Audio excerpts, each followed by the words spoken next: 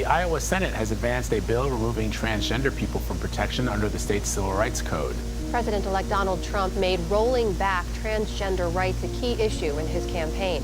Republicans spent more than $200 million on ads targeting trans individuals, while Trump himself promised to limit access to gender-affirming health care and to prevent trans athletes from participating in school sports. I will sign a new executive order instructing every federal agency to cease all programs that promote the concept of sex and gender transition at any age. Hi, I'm Drew. I use the girl pronouns, and I'm trans. Obviously, we're just as human as anyone else. It's really hard, being trans, and a lot of people, I think that they don't understand the ways that it really does affect every single facet of your life. I've gone through so much pain just because of being trans that the last thing I would ever want to do to other people is make them feel even a fraction of what I felt. So.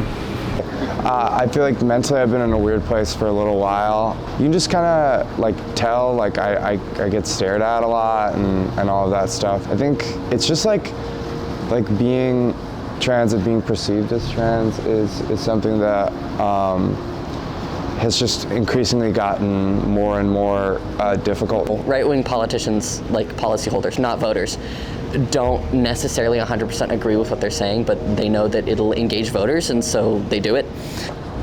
Sent in my passport before Trump got elected because I knew that was a bill that was on the table, but I didn't get it back in time, and they just sent me back my passport with the original sex marker on it. The last step in my transition that I wanted to do was to get everything changed legally.